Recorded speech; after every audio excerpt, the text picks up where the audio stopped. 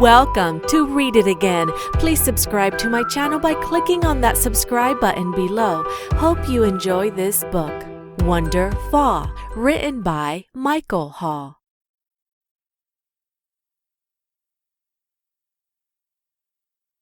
Peaceful, a gentle breeze is jiggling me. I hear my acorns drop.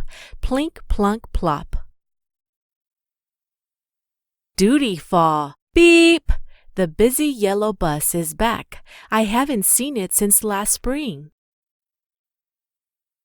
Plentiful, apples, apples, ready to munch. Yellow, red, green, crunch, crunch. Beautiful, autumn colors all around. And look, rustle, rustle, I'm dressed for the season too.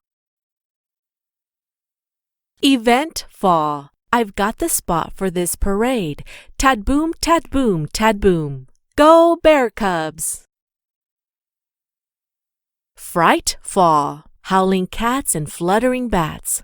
Welcome ghosts and goblins. Tonight the streets belong to you. Boo! Thankful, gather together. Gobble, gobble, yum, yum. Delightful, what's this? Oh my friends found a piece of pumpkin pie. Playful, look who's chasing in my branches. Look who's romping in my leaves. Forceful, whoosh, whoosh, whoa! What wild whirling wind! Helpful, hooray, hooray! The cleanup crew arrived today. Resourceful, chopped, bagged, stomped, and stowed. My leaves will make a marvelous mulch. Wistful, goodbye geese, I'm sad to see you go. Watchful, see the mist, hear the quiet, smell the cold. Will this night bring the first? Snowfall, getting ready for winter. Fall is here. I'm showing off my colors. What is everyone else doing? When an animal hibernates, it builds or finds a warm den or roost where it can spend the winter. Hibernating animals store up food and sleep a lot. When an animal migrates, it usually heads south in the fall and returns north in the spring. Some birds and insects fly long distances in order to find food and return to their first nesting grounds.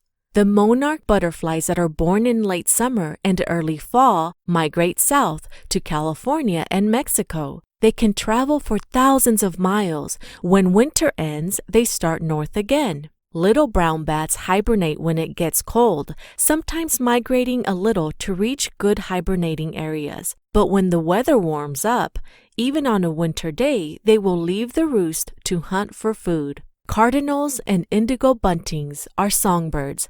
Indigo Buntings migrate at night, following the stars. Cardinals stay put during the winter. Some Canada geese migrate, but others who have discovered good things to eat in neighborhoods with open water stay right where they are through the winter. Geese travel with their families, flying in V-shaped flocks through the air.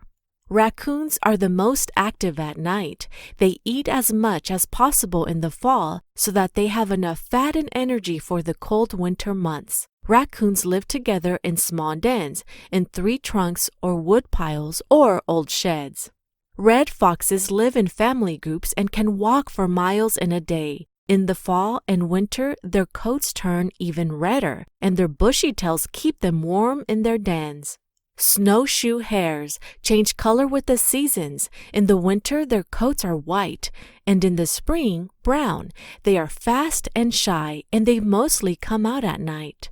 Great horned owls nest in stumps and old trees and hunt during the night, so they are hard to spot. But you can hear them. Most great horned owls do not migrate or hibernate.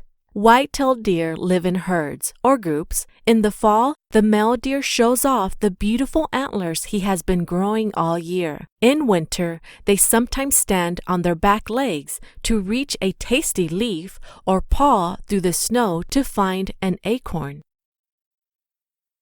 Gray squirrels and acorns, plink, plunk, plop. In autumn, my acorns drop. What happens next? Gray squirrels eat my tasty acorns. Squirrels are sensible animals. They store thousands of acorns in holes in the ground to make sure they have food for the winter. Squirrels are quite good at digging into the snow to fetch these acorns, but they are better at hiding acorns than they are at finding them, so most of the buried acorns stay in the ground. Since each acorn contains a seed, the squirrels are actually planting my seeds far and wide. Acorn shell, oak tree seed. I love to watch new saplings sprout up from these seeds in the spring. Sapling root. I thank the gray squirrels by being a safe home for them. They can climb up my trunk to escape from a hungry fox. They can hide in my branches to avoid a swooping hawk or owl. And during the coldest parts of winter, gray squirrels can take shelter in a hole in my trunk. They might stay there cozy and warm for several days. I offer the squirrels my leaves and twigs so they can make nests in my branches. Most often, there is one squirrel to a nest, and most squirrels have several nests to sleep in. Squirrels are comfortable living near people. They will look for food in trash cans. They will nibble on patio plants. If you happen to leave a mitten on the ground, a squirrel might very well snatch it and build it into its nest. What about me? You might be wondering how I get through the winter. I don't have legs or wings, so I can't migrate. I can't make a nest or crawl into a den. Instead, I go into a state that is like a long, deep sleep. It's called dormancy. I stop growing and need very little energy. During the summer months, my roots soak up the water from the ground, and my leaves capture energy from sunlight. But when fall arrives and the days get shorter and colder, I don't need my leaves anymore. I drop them as I prepare for winter. I sleep beneath a blanket of snow until I feel spring in the air. The end. Thank you so much for listening and following along. If you like this book, please give it a thumbs up and come back soon to read it again.